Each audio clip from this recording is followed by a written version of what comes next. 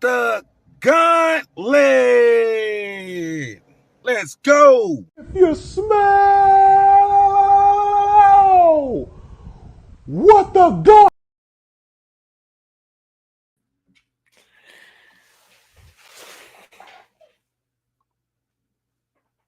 What's up, ladies and gentlemen, boys and girls of all ages? Welcome to another episode of The Gauntlet. I am your host at James Tatum01 on Twitter, at Philly Jim on YouTube. Man, what a devastating week. I did LinkedIn. I recorded LinkedIn last night. If you guys haven't seen that episode, it is now up. So I felt pretty good about myself, but I got to talk about the Super Bowl one last time. We have a lot of other things to discuss as well tonight on the show. But I'm going to get the guys in the building now. I got Denzel, of course. Denzel always. What's going on? What's up? What's up? Co-hosting with the most from Houston. And then I got my man John. John is actually kind enough to bless us with his presence. So what's up, John? And a little back from Radio Row with you and everybody else. It was awesome, and we got to meet amazing. Shady McCoy and a whole bunch of other people. Shady was really cool. Shady was one of the coolest guys out there. Like, he was the opposite of Donovan McNabb. I'll say that. He was the opposite of Donovan McNabb. And you guys can take from that whatever you will. But all right, I know the story. But Shady was awesome, man. It was just like talking to him. It was like talking to one of them. So I hope at some point we can get his contact info and get him on the show because he really is awesome. Bet. So guys, let's get to it, man. So the Eagles and the Chiefs in the Super Bowl. The Chiefs win 38-35. What were your guys' thoughts on the game? What really stood out about the game when you were watching the Super Bowl the other night? Man, I'll just go as far as saying this, and I'm probably going to be alone in this, and I'm totally fine with it. Patrick Mahomes absolutely deserved the most valuable player for his way to will his team back and whatnot. But I will say this much. Make no mistake about it. Jalen Hurts outplayed Mahomes. I'll go as far as saying he clearly outplayed him. 100%.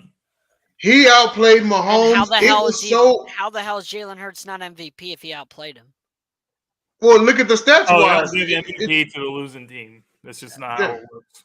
Yeah, that's just even though that was discussed among social media, like should he really win MVP on a losing team? Hurts, the Eagles are not that close without Hurts, but it's been like this all year long. Even when people said, "Oh, well, Hurts not going to MVP because he's hurt," but Gardner Minshew's going to get in there. That offense was tailor-made for anybody, a plug-and-play. They talked about that offense like they talked about the 49ers, plug-and-play QB. Minshew gets in there, loses 2 games. It's clear that Jalen Hurts is the engine that runs that train. With that being said, the Super Bowl, Jalen Hurts showed up. The lights were not too bright for him. The stage was not too big for him. That is what Jalen Hurts does. It is very fair to say that he is the future in Philadelphia. It is very fair to say that I give it about an 80% he's going to win a Super Bowl in his career. At least one. Now, shout out to the Chiefs. Let's not go that far. Philly's had their fair share of heartbreak in that city, so let's not overpromise anything. Let me ask you a question, Johnny. One Super Bowl in their history. Like, let's not promise anything. Our window was 2017 a heartbreak? Tell me that. I'm not guaranteeing them a Super Bowl. But you said too much. You said it like they never won. Was 2017 a heartbreak? They have one in their career. Like, let's not promise anything. They're going to lose a bunch of guys this offseason. They already lost both coordinators. Like, they have a long way to go to get back there because, as James and I heard all week from former players, it's no guarantee getting back there. We've talked to many players that said, like, I thought I was going to get back there after I got there year 1 or whatever, and then they just never got back. So it's not a guarantee. But I mean, the window's definitely open. The NFC sucks, so it's definitely a Yeah. possibility. No, it's entirely possible. Me for one, I don't believe in the whole Windows deal.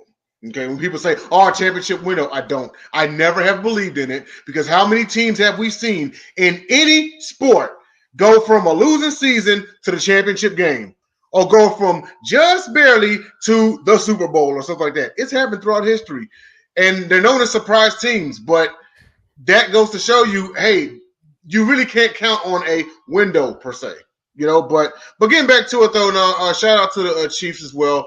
They came alive in the second half. They did what they had to do. Travis Kelce once again proved that he's the best tight end in the game, and it was a great battle between him and his brother, even though they both play offense. I'm pretty sure it's a proud mother up there that was watching. Andy Reid solidified himself as one of the greats if he hadn't already done so the last time he won, and the title goes home to Chiefs Kingdom. Go ahead, Johnny. Yeah, I mean, I just think it's insane to say Mahomes MVP. I mean, did you see the stats that I threw up on Twitter? Oh, 8 of the 21 completions were at or behind the line of scrimmage for Patrick Mahomes. That means the person that caught 8 of his 21 passes did all of the work. Let that sink in. That's over 33% of the passes completed were caught at the line of scrimmage or behind the line of scrimmage. 14 of the 21 completions were caught 5 yards or less. They were caught 5 yards from where he threw it from the line of scrimmage or less. 14 of the 21 completions. He attempted one pass of 20 or more yards. That's it. And we're going to act like he was MVP. 2 of the 3 touchdowns were, I mean, we watched it. There were plays where the Eagles were confused and he threw it into the end zone when any of us could have. No one was near him. Pass. Like nobody, Mack Truck wasn't near him. That's how wide open both of them plays were, which was from Andy Reid drawing that up. So I'm not taking away the touchdowns, but if you say, well, it was the touchdowns, I mean, two of the 3 were wide open. I mean, just 14 completions, 5 yards or less. One pass he attempted of 20 or more yards. I'm not saying Mahomes didn't play really well, but to sit there and say, well, just because he won, he was MVP, like Hurts clearly was better. Set the record for rushing touchdowns in a Super Bowl, tied Terrell Davis, most by a quarterback ever. He had over 300 yards, over 70 yards rushing, and threw a touchdown. And his only hiccup was the fumble. The fumble. I mean, he did get his face mask pulled on that play. So, I mean, I'm just saying. So, like, I'm just saying, that game's 35-35 at the end, right? And yep. Besides that game. So what happens on that third down play if Juju Smith-Schuster catches it on the one, fumbles it, and it gets ran back, and that's a deciding play and the Eagles win? Then you're going to say that Jalen Hurts is MVP? But so, John, just before you continue, you said that was a missed face mask, correct? Yeah. Okay, I'm just making sure. Yeah. So shout out to the one I saw on social media that said that was a Photoshop photo. Continue, John. I saw what I saw. But anyway, Jalen Hurts was clearly the better player, and I think it's stupid that we're like, well, if you win, you automatically have a chance at the MVP. No, like the best player on the field on both sides of the ball the entire game was Jalen Hurts. And we're just going to say Mahomes was better? Wasn't even close. Like, because Mahomes dominated in the right? Mahomes dominated the second half, but we're just going to ignore the first half? Like, that's just me. I think it's insane to take that away from Hurts. It really doesn't matter because the Chiefs won anyway, but I just think it's stupid to I think only one time in Super Bowl history the loser has had a Super Bowl MVP. So, but again, like Mahomes is Mahomes. He, as soon as they won that game, you knew it was going to him. There was no doubt about it. I something that's been weighing on me is like, why, and maybe I'll ask James this, why did the Eagles bring in Vic Fangio? I get he's amazing defensively, but if he hasn't been with your team all year, why switch anything up? Well, I mean, they brought him in because supposedly being in the AFC West, he has a lot of familiarity with Mahomes, which I didn't really think that was a good reason. I think that if you want to talk to somebody about how to stop Mahomes, you would rather talk to Todd Bowles because Todd Bowles is the one that exposed Mahomes in the Super Bowl. Yep. So that whole situation. But there's a lot of reasons the Eagles lost this game. There's 3 key plays I think lost them the game. The first one was obviously the fumble. You don't want to give Mahomes layups and giving him a defensive touchdown, giving him an extra 7 points.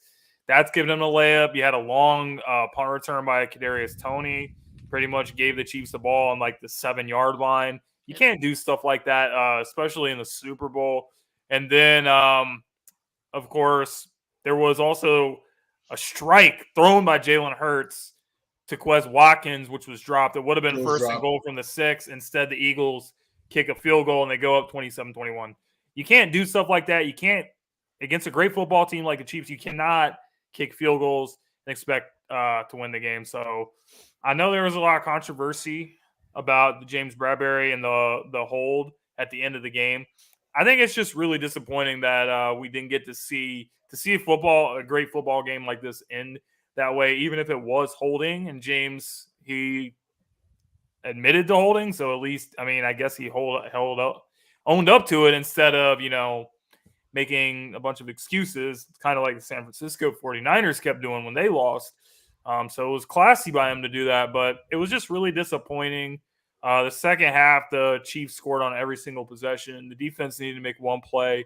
They just weren't able to do it, but it was definitely an incredible performance by Jalen Hurts. And I really think that this guy did answer a lot of questions that people had about him this season. And looking forward to seeing what he does with the team in the future and possibly leading the team back to the Super Bowl at some point. So I have some things that I've been wanting to say about this. First of all, I didn't understand getting conservative in the second half. The Eagles went extremely conservative, like they were just trying to squat on the lead. I didn't understand that at all. That's not the Eagles' way. It's not the way they've played all year. Like there's 3 things. The other thing that bothered me was the fact that the Chiefs just kept running the motion, and as soon as they would run motion, the Eagles defenders weren't. It was like Gannon. It was terrible. Gannon didn't prepare him for it. And then whenever they started to run the motion, it was like Gannon didn't make any adjustments. And it's like, dude, I mean, you can't just go in with a game plan and that's it. Like, you got to adjust. Like the Chiefs adjusted by going motion. They saw something, so you got to adjust. And he never did. And the Chiefs were just like, okay, like we threw 2 touchdowns, same exact way, and you can't adjust to it. It was just insane to me that they kept doing the same thing. And the Eagles, I don't blame the players. That's on the preparation from the coaching staff to get them ready for that. And Gannon did not have them ready. Andy Reid versus Jonathan Gannon, that was the biggest mismatch in favor of the Chiefs. Andy Reid pretty much exposed Gannon, and it was reported that, or Jonathan Gannon actually said in his introductory press conference with Arizona Cardinals that Howie Roseman walked up to him and told him that he was staying in Arizona to interview for the Cardinals job. So you can take what you will, but Howie Roseman was like, "Nah, man, you are not. After that performance in the Super Bowl, you are not going back to Philly with us." So Arizona Cardinals, best of luck in everything with Jonathan Gannon. But I think a lot of the Eagles nation and people in Philly are happy that he is not going to be the defensive coordinator for next season. So I think that's a good way to take us into sports morons of the week. Do any of you guys have a sports moron? Yeah, I mean, and this isn't a shot at you, James. This is a shot at your coach. The thing that bothered me, and I didn't see it in the game, but I saw it like on Twitter and everything, the highlights afterwards, when your coach was waving, I believe he was waving bye to the Chiefs in the second quarter. You guys were rocking and rolling. He was like, it was during a timeout. He was waving bye, like doing this, and Jalen Hurts had to pull his arm down. And it's like, dude, stop. Like, you don't do that. And you don't see that from a head coach. You don't see a head coach do that. And then you don't see the quarterback of the team, like, telling a head coach, hey, you need to stop. Like, you need to knock it off. And that was fantastic leadership by Jalen Hurts. That and what he said after the game was just class act, purely class. Clearly, this guy is a leader on that team. He has complete control of that locker room and the team from a leadership standpoint. But the fact that Sirianni was doing that in the middle of a game and he had to have his quarterback tell him to stop, I mean, that's just moronic to me. You need to keep your head in the game. You need to stay focused until you get zeros in the fourth quarter and you've won the Super Bowl. Like, you cannot be doing that stuff. That's immature. I get he did that stuff like against the Colts and regular season. I get it. But when you get to the Super Bowl, you have to be dialed in, locked in. Nothing else exists. Nothing else matters until those zeros hit. You can't be doing childish stuff like that. So that's my sports moron of the week. It just kind of said to me that maybe he wasn't maybe he wasn't as dialed in as he should have been. Fair enough. I got no problem with that. My sports moron is Juju Smith-Schuster. Look, dude. Okay. And shout out to AJ Brown for taking up for his boy too. But Smith-Schuster, he put up like a little Valentine's Day card that said, what would it say? I'll always hold you when it matters the most. Yeah. Need I remind you that you are a failed TikToker that was on your way out the league, just like AJ Brown said. You contributed about 15 to, I don't even know. Okay, this game he had 753. Okay, cool. Which not exactly the game of your life, but okay. Dude, you are not that guy from Pittsburgh, okay? At all. Not even close to that guy from Pittsburgh. You're on a team that theoretically their number one is their tight end. You sit here talking like you are the same guy that defended his boy. You're not even Devontae Smith, okay? Get off TikTok. Enjoy your free ring like Melvin Gordon, okay? And be humble. My sports moron of the week is Trevon Diggs. I was reading about this today. So Trevon Diggs, the cornerback of the Dallas Cowboys, he is being sued for around $35,000 because he hasn't been paying his rent for a certain amount of time. And I'm not pocket watching. I don't like to pocket watch and say, oh, you make this much money and you should be doing this and that and telling a grown man how to live their life. But Trevon Diggs in 2022, he made $1.7 million on his rookie contract with the Dallas Cowboys. Next season, he's going to be making $4.8 million. So what are you doing, Trevon Diggs? Why are you not paying your rent? I just kind of don't understand it. If you're not going to pay your rent, you make enough money. Why don't you buy an apartment or buy a house or something, or do something? I don't understand how you're making this money and you're going to be sued for $35,000 of late fees because you're not paying your rent. So Trevon Diggs, man, you got to be better than that. He can always stay at Jerry World if he doesn't have a place to stay. Yeah. Stay with Dak. Stay on the sleep number. Do something. And I mean, I have a question for you, Jay, because you mentioned Juju. Is he even going to get re-signed by the Chiefs? Like, it's a 1-year deal, right? I believe so. And it's a 1-year deal. So, like, who's to say the Chiefs even bring him back? Where does he go then? Like, I don't want him. I don't want him in Miami. A lot of teams want him at the time. Yeah. Hold on. I did want to bring something up real quick. Shout out to our boy Jordan Pennington. He's out there. He was saying Juju was never on his way out of the league. LOL. He's still very much a solid 2-3 option. Cool. Let me ask you a question, Steelers fans. How come the Steelers didn't retain him? Now, with that being said, they're always a steal. Now, with that being said, who does pick him up? I could strangely see him on the Cowboys on like a 1-year deal. I could strangely see Jerry Jones picking him up, man. If they cut Gallup, which I think they will, they would have room for him. But I mean, yeah, there's room at the star, I guess. And his best years were because AB was taking all of the attention, and he just happened to get single coverage all the time. That was his best years. And then AB left, and, well, he just happened to go back to, not being very good. So I'm just saying. Yeah. I mean, I don't know. I think the ones that get paid the big, obviously Mahomes, he got his money. Kelsey, but outside of that, I don't really see anybody else. I mean, like, they're gonna have a 3-headed monster at running back next year. They're gonna be scary, but you don't even pay them big money. Your biggest paid is gonna be Kelsey or whoever who's their best defender. Chris Jones. Chris Jones. He'll probably get big money, but then that's it. They got a type of offense you can rotate. Remember, Damian Williams was once upon a time on that team. Who should have won MVP the last time they won it? Yes, he should have. Yeah, that was messed up. But speaking of running backs and everything, look who's decided to show up. Speaking of running backs, Lamar Jackson himself. It's JJ Jenkins, ladies and gentlemen, showing up 20 minutes late to the show. Oh, there he is. Well, let me apologize, but let me first talk to the man who's losing more games against us than he's won, the Miami Dolphin fan. How you doing today, buddy? Oh, we beat you. Remember that 6 touchdowns, 4 in the fourth quarter? Did you make but it didn't matter. But nice try. Oh, we beat you. It mattered. So you're talking about the Ravens. That's the first thing you say is you disrespect someone's team instead of saying hello. Like, geez. Well, first and foremost, I don't know. Based off the level of hurt of the Eagles, I had to stay away from you until I feel your temperature out first. I need to make sure how you doing before I come over there. Now, I'm going back to my man over here. You're just trying to distract everybody from being late to your own show. Exactly, and not having a quarterback. Listen, man, we already talked about the Super Bowl, so you're behind.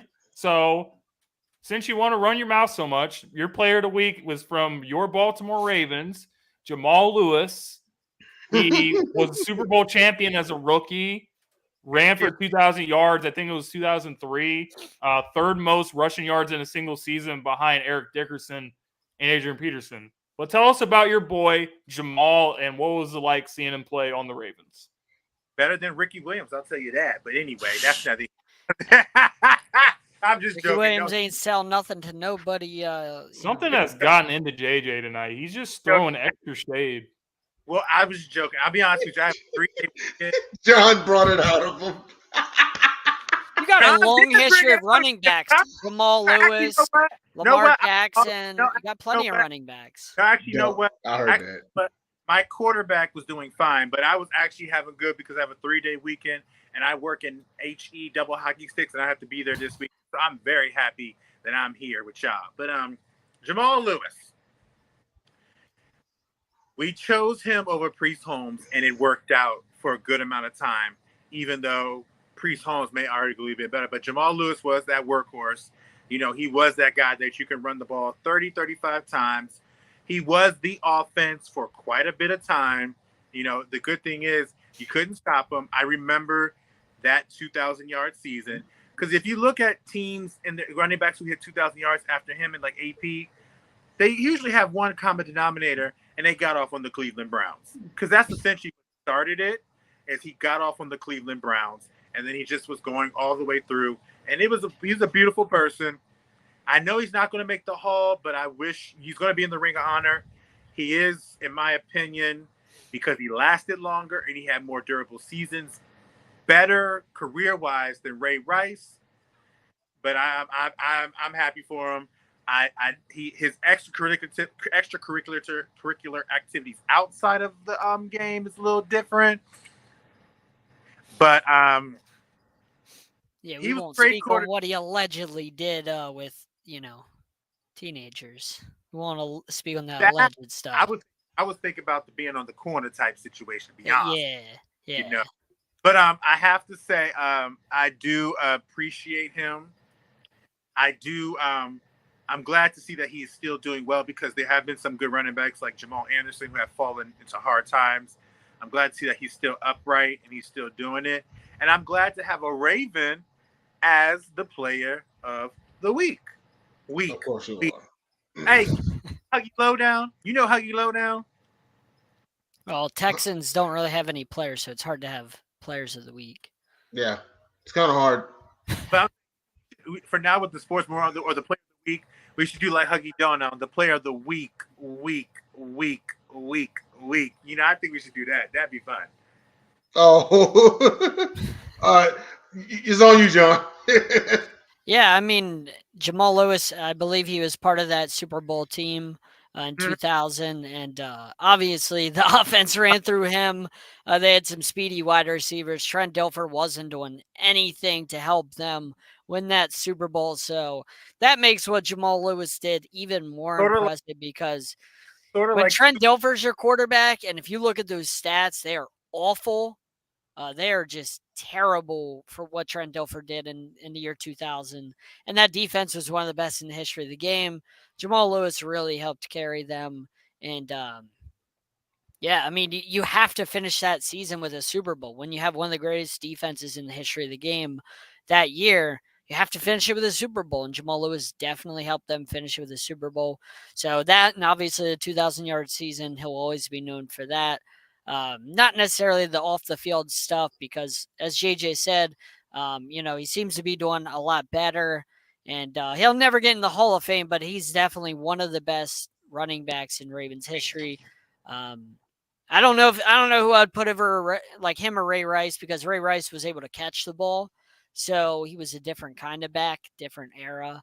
But both, I mean, Jamal Lewis was just amazing. So, but I don't like giving that much love to Ravens, so that's how I'm just gonna leave it at that, because I mean it kind of leaves a bad taste in my mouth, because I mean it's the Ravens.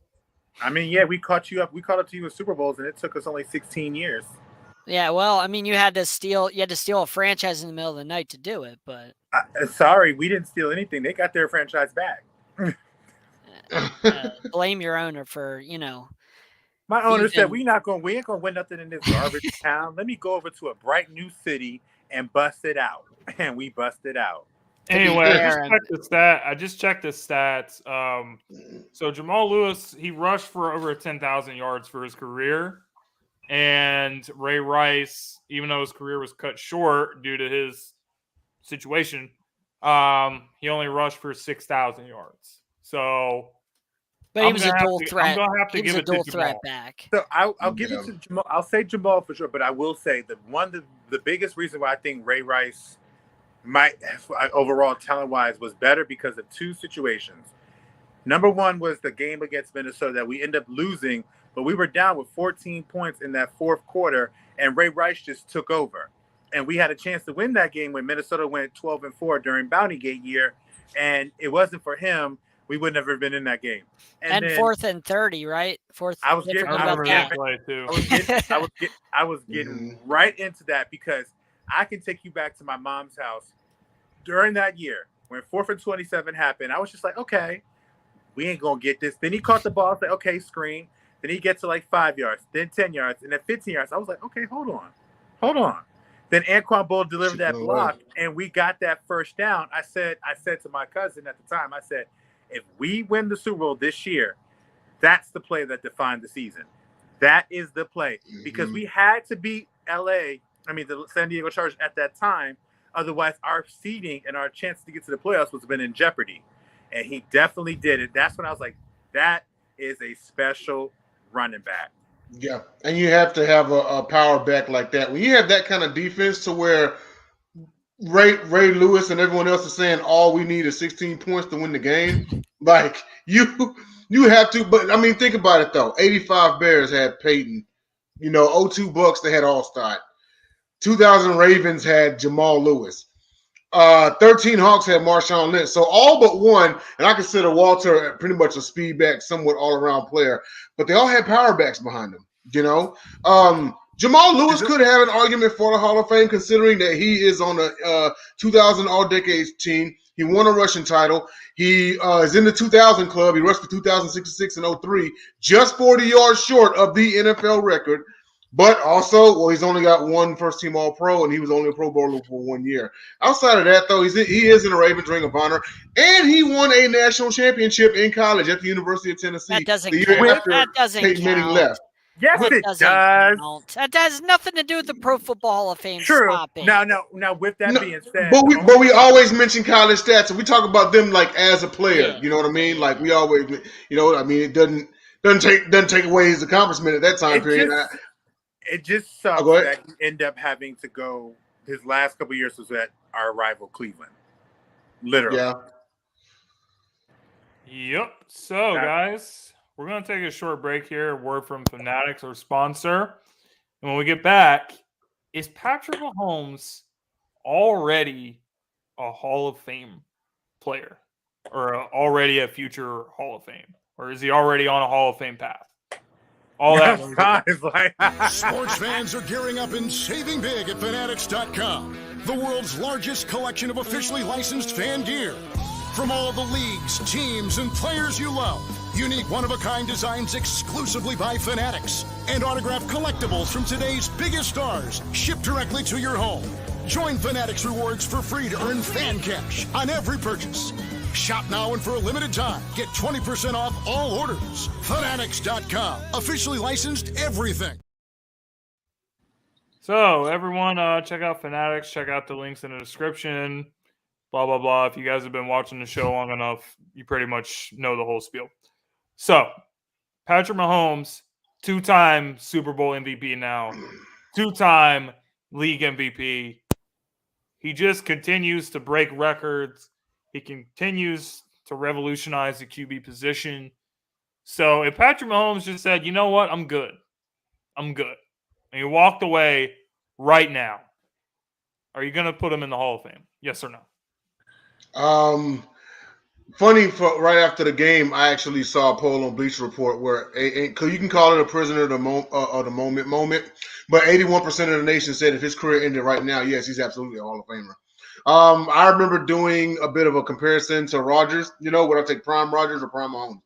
And I was looking at both quarterbacks in year 6. Now, by year 6, Rodgers had 1-1-1. He had 1 MVP, 1 Super Bowl win, and 1 Super Bowl MVP. By year 6, Mahomes got 2-2-2.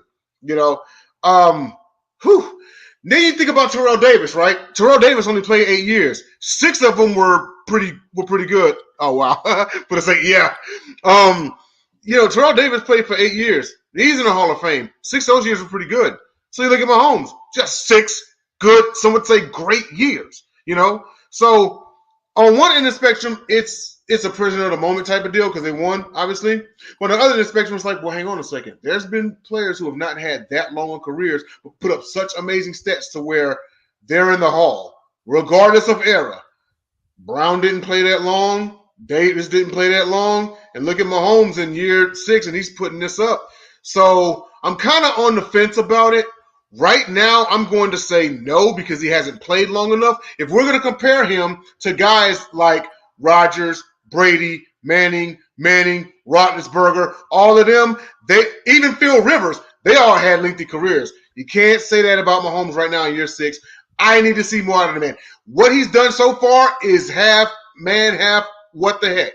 But as of right now, he's got to give me a little bit longer of a career. By year 9 or 10, sure, we'll say so. Who's up next? Me? Yeah. This is just insane. Like, to put him in after 5 seasons, because the first year he sat out. So 5 years, and I understand his resume. But, I mean, it's not like he has anything close in yardage or touchdowns to being an all-time great yet. Like, he's on track, but he's not there yet. I just think it's insane to even consider putting him in the Hall of Fame. I mean, what are we doing here?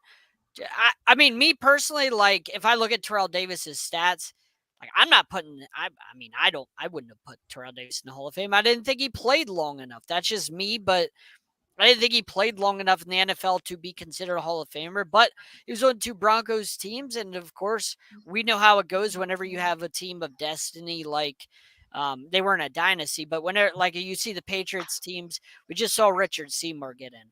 Why did Richard Seymour get in? Because he was part of that dynasty Patriots team. And so he just happened to come along and he just kind of got grandfathered in, I guess you would say. So, Wow. Because he only had 55 sacks or whatever. So I'm not putting Richard Seymour in, but he is in. I mean, even though it's stupid that he's in. Anyway, I'm not putting Patrick Mahomes in after 5 years. That's just insane. Maybe after 9 or 10, like if he continues this, then probably, because if he has another 4 or 5 years of what he's done already, obviously it's going to get him in. Yeah, Richard Seymour is pretty damn good with 55 sacks. Like, stop it.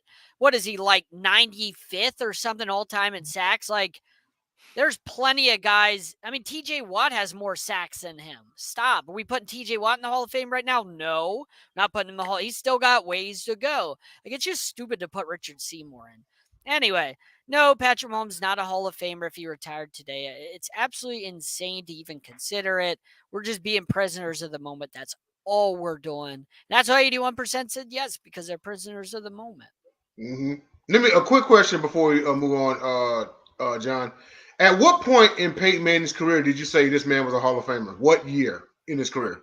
I was just about to bring him up. Oh my gosh. I mean, obviously it wasn't the first 3 years because the first 3 years were brutal, but I mean, he made guys that nobody heard of, nobody would have ever heard of. He made them relevant. The only reason Edgerrin James is a Hall of Fame because that pass offense is one of the all-time great offenses, and any of us could have ran through that, through those holes that the Colts offensive line made for Edgerrin James. Not to knock Edgerrin James because he was a really good running back, but I don't think he was a Hall of Fame running back. I think that was a product of what didn't Patrick Mahomes make up everything, and hey, nobody's paying attention to the running back, so go run for 1,200 yards. Didn't Patrick Mahomes He didn't run for 1,200. He went for 1,500. Didn't Patrick Mahomes make Valdez-Scantling and Juju and like all these guys that aren't that good? Didn't he make them good? Well, I wouldn't say that. I think that was more the Juju wasn't a scrub. No, but he clearly wasn't that good. I don't know if he was a wasn't product that good. of playing with Antonio Brown. Yeah, I don't necessarily think it was that good. I just think it's the fact that matters. He just was a head case and it was in a bad situation. Because I think he still came in as a talented individual. I think he had 1,000 yards after Antonio Brown left. I think Tyler makes a great point here. And by the way, I'm not if I had my choice, I would take Troy Aikman out just so we're clear, Tyler Ingram. Like another guy that only got in because he was on one of the greatest teams ever, and they won 3 Super Bowls. Like that's the only reason he's in. But you talk about him like he's Bradshaw. Like Aikman's stats aren't very good. But I Go look at them; they're not very by good. A great team.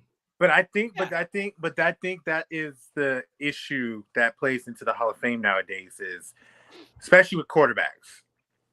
You've just seen brought Troy Aikman, then you have Joe Namath, and so when you hear these people, and granted, I don't think that it's not necessarily the best argument, but I think that plays into mind. I don't think these voters want to admit, but they play into the mind of this because, again, Calvin Johnson got in. And Calvin Johnson only played, 7 years? 9 years. 9 years? 9 or 10, but even then, I think if we're going to be honest, so we have 5 AFC championship games, 3 Super Bowls, 2 Super Bowl MVPs, 2 MVPs, most yards in the season or something like that. I missed Jimmy G throw away from having just 1 Super Bowl. Let's not forget possibly, Eagles drive away from going to it. But, the thing is, you can kind of dissect that. I don't get to that one because we've been here all day. You can kind of dissect every Super Bowl and find out something. But, I just think, if I was to say, is he Hall of Famer? I would say at this point, he would be considered Hall of Famer in the voters' eyes, maybe at a 3rd or 4th ballot. But I think I wouldn't personally put him in just yet because it's just 5 years. 6 years and automatically in. Terrell Davis, the reason why I think a big reason why Terrell Davis is gotten is because he cashed out. He completed the trifecta twice. MVP, rushing title, and Super Bowl MVP. And he did it twice. And then it was that. And again, Denver, John Elway had been to so many Super Bowls and could not get it done until this guy came on. Now, the crazy thing that in light of speaking that, I can sit here and say, Andy Reid, you couldn't win a Super Bowl until you got this quarterback, and now you got 2. And now you have a chance. I know you got you're really gonna I'm not First of all, Andy Reid is the only coach to win 100+ games with 2 franchises. He's been to 8 conference championship games with 2 franchises. That's fine. That's fine. 2, but that's fine. You're blaming Andy Reid for not winning a Super Bowl with Philadelphia. He had Donovan McNabb. But at the end of the day, what's the difference between John Elway going to 3 and not winning, and then get Terrell Davis and going all the way, and now they win 2? It's the same topic and the same conversation. Here's the difference. Andy Reid nobody has developed the quarterback position better or longer than Andy Reid has. But you can also argue that Michael Vick had his best season as a right. passer. But my question is, Alex when Smith, best they season as a passer. got into the playoffs, they did not get a chance to get it done until they got this quarterback, much like Elway could not get it done until they got that running back. I don't care what you say, JJ. I'm not going to tolerate any slander of Andy Reid. It's not a happen. slander. It's not a slander at all. It's a fact of the matter is because, like I said, he did not get a Super Bowl until he got this quarterback with him, and now he has. If the Eagles would have done the right thing and got rid of Donovan McNabb when they had the chance, that's not Andy Reid would still be in Philadelphia right now. Like shouldn't that give Andy Reid more credit that he did that much with Donovan McNabb? If you go look back and look at the stats, 100%. James and I did at Super Bowl week. He's actually only an average quarterback at best. He threw 20 touchdowns. So true, but the thing is, he's the worst human being than he was a quarterback. My point is, we're talking emotional feelings on that point. At the end of the day, is the fact of the matter is, regardless of how you felt about that quarterback, you got one guy, and now you're looking at possibly getting 3 or 4 different Super Bowls with one guy added. John Elway had 3 chances at Super Bowl, and not only did they lose, they got thrashed pretty much every single time. Thrashed. They get one running back who wins MVP, goes to the Super Bowl, and they win and get Super Bowl MVP. Patrick Mahomes, one quarterback. The first time you get this guy on your squad, you go to 5 straight AFC title games. Remember, McNabb, it took him because he came out in 98. He didn't go to the AFC title game until 2000, 2001. You got Patrick Mahomes, huh? They went to 4 straight. They went to 5 straight, but you got 5 straight when the guy's first season. So I'm not sitting there discrediting Andy Reid. I'm just pointing out the fact of the matter is that an argument could be like, you know what? Maybe he does deserve Hall of Fame because he helped and he became the missing piece for his coach to get over the hump. Because if you take him out and put any other quarterback that's not him of that draft class, the Deshaun Watsons, the Mitch Trubisky's, the keep Alex Smith, what do we see the Kansas City Chiefs? So let me ask you this. Team with Alex Smith. So you're on your little rant. Why don't you go and put Mahomes on that Eagles team with Todd Pinkston and all of them, Freddie Mitchell. No Travis Kelce, no Tyreek Hill. You give him Freddie Mitchell and Todd Pinkston. You give him that receiving core. No Travis Kelce. You tell me what he does with that. I believe in Patrick Mahomes, and I believe it. And the only time that Andy Reid got to the Super Bowl, the scheme doesn't change. The scheme doesn't change. Andy Reid's still Andy Reid. So, yes, I still believe in Patrick Mahomes because I think Patrick Mahomes is that good to make it work with the Freddie Mitchell, James Thrash, LJ Smith, Chad Lewis, Brian Westbrook, Deuce Staley. T.O. gets on the team. I definitely think for sure. I definitely think that it's a good chance. I'm not knocking it. I don't think that I think we get into caught up in this. You can say both things is true. Andy Reid is a magnificent coach, magnificent QB signal caller. But adding Mahomes elevated him even more because of what you guys said. He couldn't do half the things that he wanted to do with all the other quarterbacks until he got him. So same deal with Elway. They couldn't get it done until Terrell Davis got on that squad that gave him Mahomes in the Hall of Fame, yes or no? This is a Mike answer. This whole thing has completely gone off the rails. No, it's not. It's not. You know me, Tangent Joe. I'm gonna change my name to Tangent Joe. But no, I would say he's on the cusp. I wouldn't put him in. I would say after this year, probably next year, in 2 years, he probably is going to be considered a bona fide Hall of Famer. Okay, I'm just gonna keep it short. I would take the first 5 years of Mahomes' career over some of the guys that's already in the Hall of Fame over him. Most notably, Troy Aikman, like we were talking about. Like Troy, most overrated quarterback of all time, most overrated Hall of Famer. He only passed for over 20 touchdowns once in his career. Him or Terry Bradshaw. A great offensive line, was carried by a great Cowboys team. So that's that. So Terry Bradshaw. Move on to our next topic, which Terry also Bradshaw not overrated. Terry Bradshaw. Still no, Troy is more overrated than Terry. Name it the most overrated quarterback I've ever seen. Eric Bienemy is going from the Kansas City Chiefs.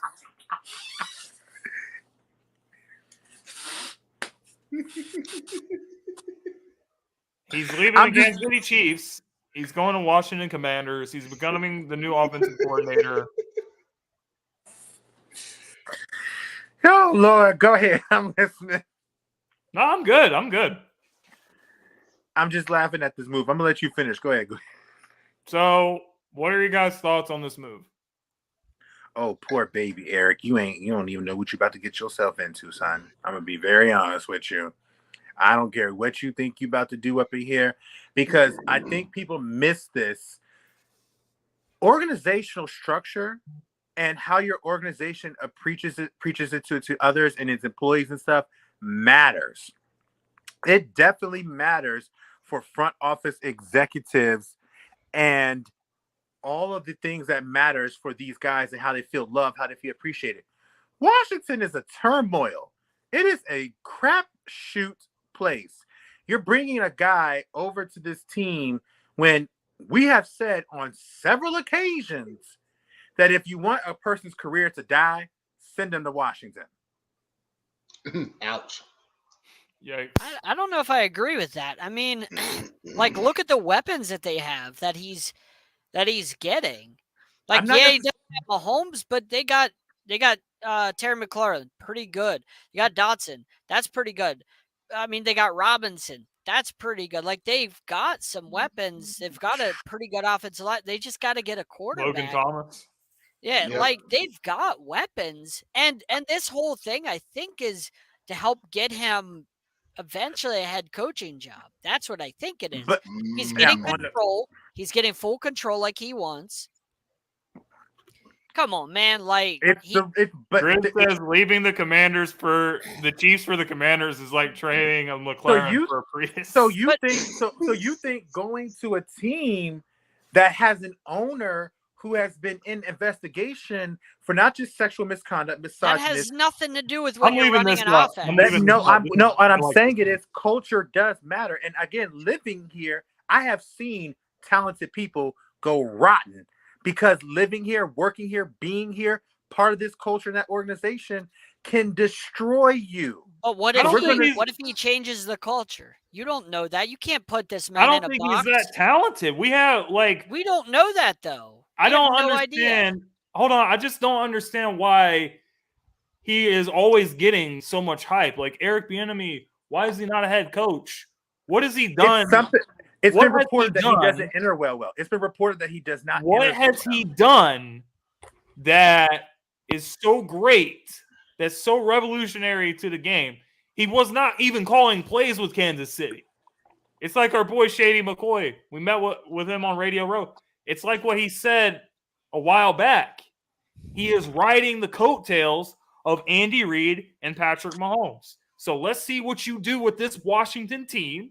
Let's see if you can create the big explosive offense without Patrick Mahomes, without all these great players that you had in Kansas City, without a great coach like Andy Reid that was doing all the work and calling all the plays. So let's actually see, is Eric Bienemy the coach that everyone says him to be or hypes him up to be, or is he just getting hyped because he was the offensive coordinator of one of the best offensive teams over the last 5 years?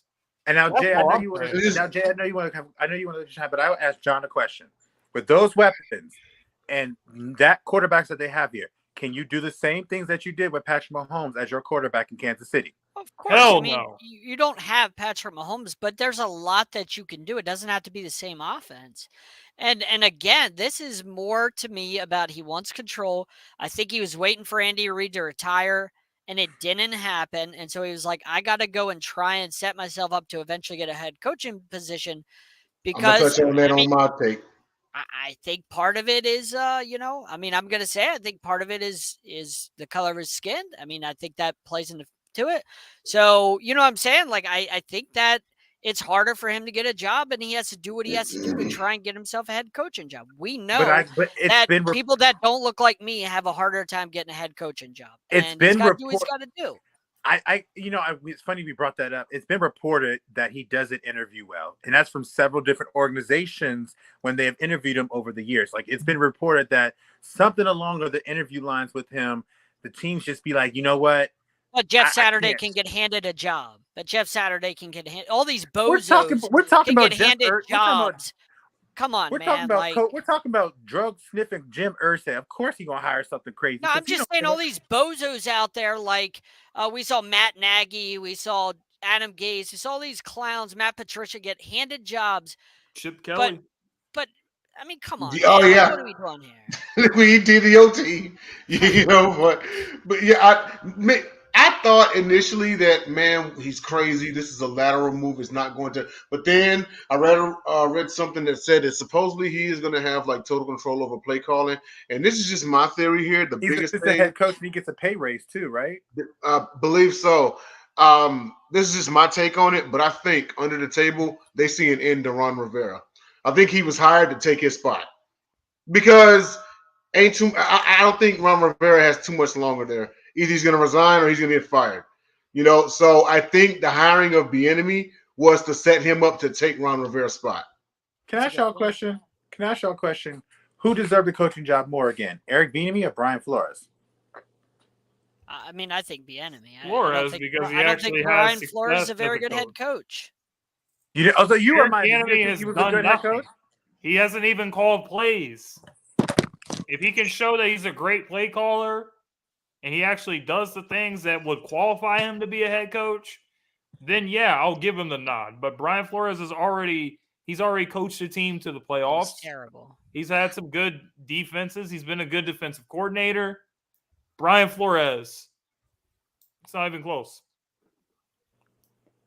You want to get me started on Brian Flores? He knows how to run a defense, but he has no idea how to hire a staff. He has no idea what that takes. Whenever he hired a staff, he was there for a couple years, and every year was like something new. He can't keep a staff. He has no idea what he's doing. He has no idea how to run a team. There's a difference between being a coordinator, being a head coach. Vic Fangio found that out very quickly, that there's a difference between being a defensive coordinator for 40 years and then going to being a head coach. Complete difference. Brian Flores has no idea how to be a head coach. I'd like to see Bienemy get a shot. Like, at least get a shot. Why are we so upset that he wants to make his life better and try and be a head coach? Everybody else gets shots.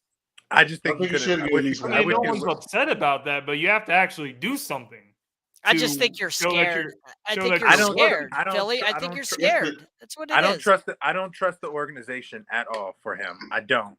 I've been here, living here, seeing all the stuff that goes on here. You have to be, and RG3 said it in one of his books, you have to be a very special kind of person to be able to handle the Washington organization. And I just don't like this for him. I wish he'd have took an OC job. If he was going to make a lateral move, there was other places. I wouldn't have went to Washington. So where could he have gone other than Washington? I didn't outside, because I know he interviewed with Washington, he interviewed with us, he interviewed with a couple other teams. Any other team? There it is. No, it it is. went to the Ravens. Actually, no. I actually didn't want Eric Bienemy. I actually never did want Eric Bienemy. That was not even the case for me. I just think any other team would have been better than Washington because I've seen it. I've lived it.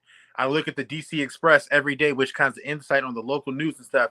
And I've even got a chance to talk to players like Fred Davis and a couple other guys and all the other stuff. It's a very toxic culture in Washington.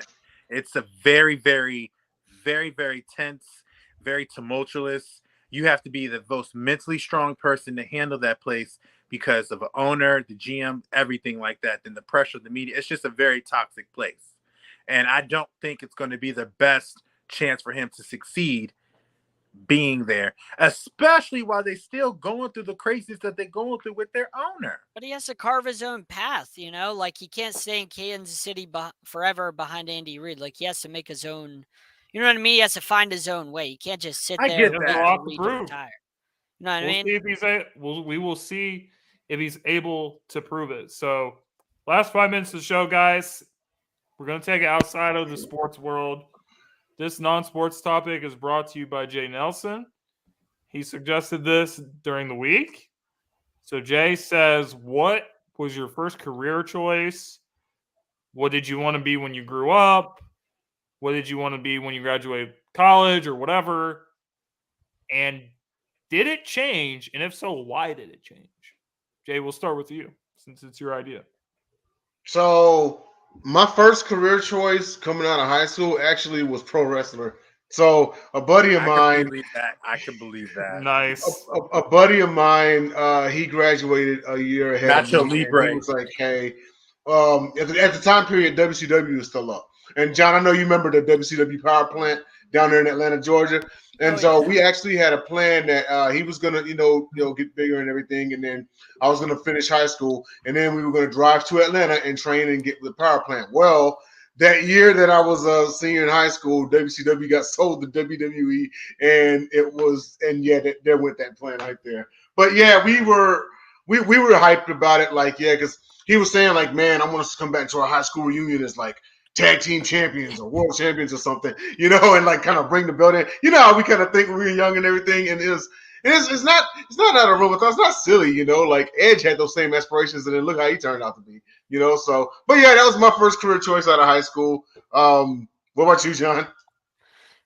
Yeah, I mean, out of high school, I always wanted to be, I always wanted to do this. I wanted to be a play-by-play guy in sports, but I just wanted to work in sports. Like, that's all I've ever wanted to do. When I got married, I went to college online to be a pastor because I love helping wow. people. And, I wanted to be a youth pastor and help kids and stuff like that. Obviously, like, ended up getting a job in social work. So I didn't get to continue that, but I always liked helping people. So that's something I've always been passionate about, is just helping people that, that like don't have a voice or whatever. Like, I always liked that, but always wanted to be in sports. Always wanted to do this. Never dreamed that I would be at this point, on Radio Row like last week with James and stuff, like meeting players and stuff like. Never dreamed that I would be at that point in my life, ever get to like interview Patrick Mahomes or something. Never dreamed I would actually get to do that.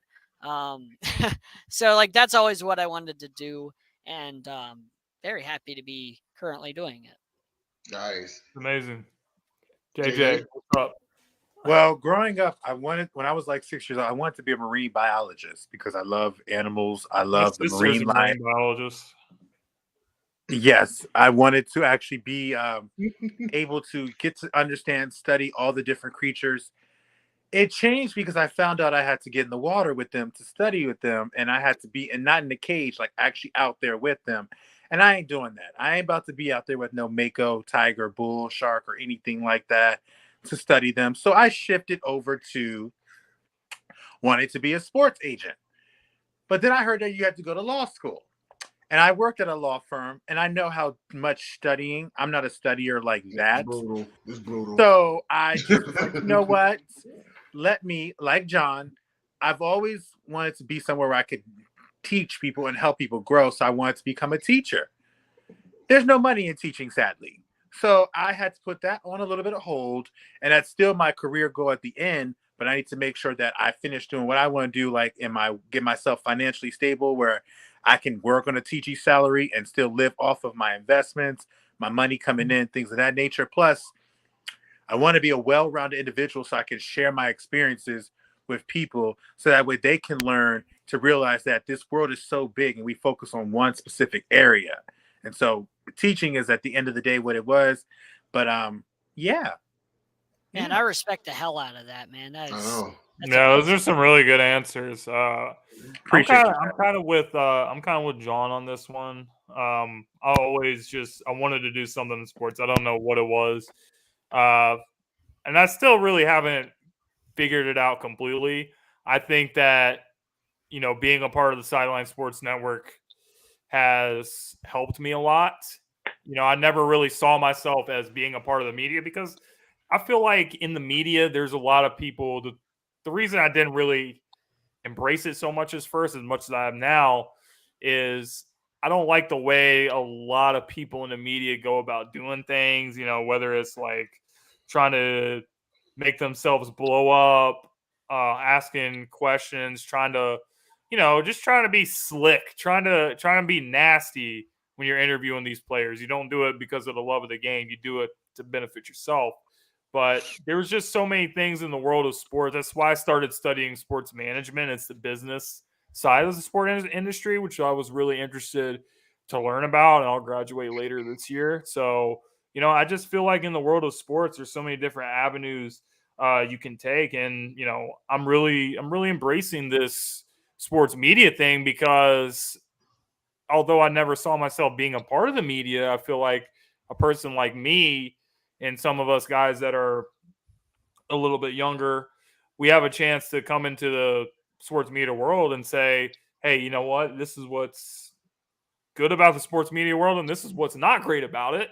So we have a chance to come in and try to change the landscape of everything. But just having the opportunity to cover the Super Bowl, not just because I got a chance to cover the Eagles, which was obviously it meant a little bit more to me because of that. But I just kind of remember some of the people that I've come across in my journey saying to me, well, I know you want to have a career in sports, but you got to be realistic about this. You're not going to get a real opportunity. Someone told me that I didn't play sports on the collegiate level. I played in high school. I didn't play on the collegiate level. Didn't get recruited.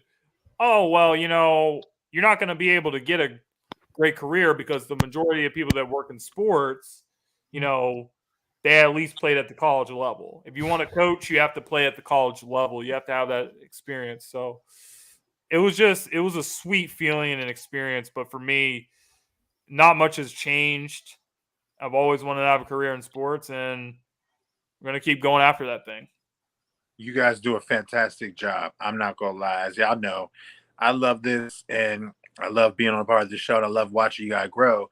But y'all know me. That's more of like a lovely thing to do outside of the thing. This is y'all lives, and y'all are really making headways. Like y'all on Radio Row, Jay, you and all the amazing shows y'all do. It's just, I marvel at it because it's like, wow, y'all are really doing it. I hope one day to look up on the screen and see John going back and forth and be like, yes, he used to do that with me all the time. Wish you were there with us, by the way. Wish you were there with us, JJ. I told Jay that it's not an option. He's coming to Las Vegas. No, both of them, Jay and JJ. Wish both of them were there with us. Yeah, I appreciate the love. Listen, I lived next seeing year y'all this last week, seeing y'all do all this stuff, and every time I see it, I'm just like, oh yes, that's my friends. Those my people. That's my peoples. I tell people about the show all the time. Like I got people from my family and everyone around me just following the show.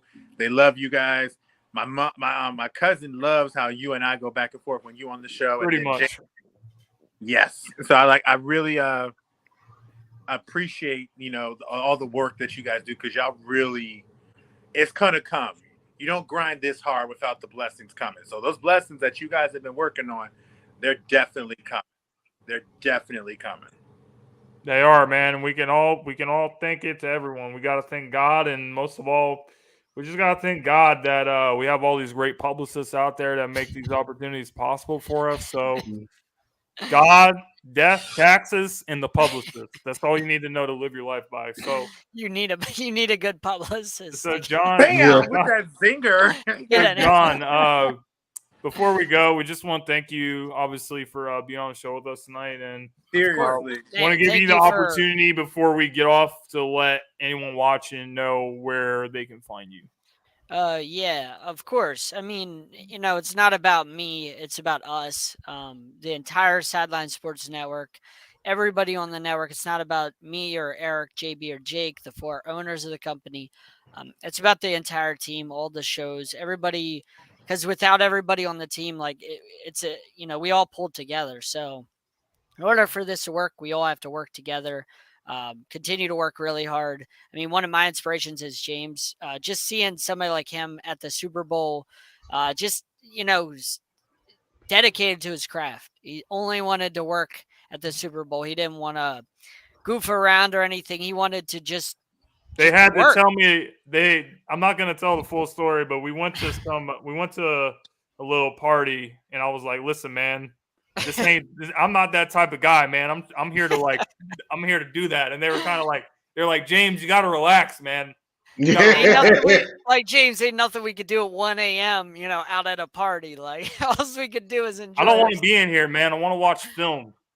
Kyler Murray can't relate. But I mean, just like everybody on the network, I mean, we got shows every day of the week. Check out the Sideline Sports YouTube page. And I mean, DBTV, we got so many things, and every single person on the network. JJ, you're a big part of what we do. I mean, I know you don't consider yourself part of the media, but you're on the Gauntlet, which is on the carries Sideline the Sports Gauntlet, man. Network. Even when he's 20 minutes late, he carries it.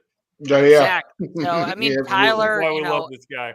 Wish Tyler could be back. He was such a big part of you guys' show. So just so many people, man. Like Absolutely, again, man. it's not about me, it's about us. That's why we're able to go out to events. It's because we all work extremely hard year round, and then that makes us able to go to the NFL draft, the combines, the things like that, because you guys put in the hard work. So I'm just proud of everybody on the network that puts in so much work. No doubt, man. We hey, so what a show. When are you guys spinning it back up? Whenever I am, I mean, I'm by myself. So whenever I feel like kicking that up, I'll get around to Baseball it. season around the corner, guys. Baseball So season's coming, so look I'm out excited for about it. them. Confidential, we're back next week, man. So, John, we got to go to a Mystics game this year. Heck yeah, man! Got to go to an O's game too. You O's when the O's played Nationals. That's when we should go. Oh, okay. All right, come to Baltimore. I mean, I'll it's get there. It's the best park in baseball. So I mean, you can't not love it. By the way, And Tuesday, Sideline Sports. Not to go on a different topic, but Tuesday, Sideline Sports.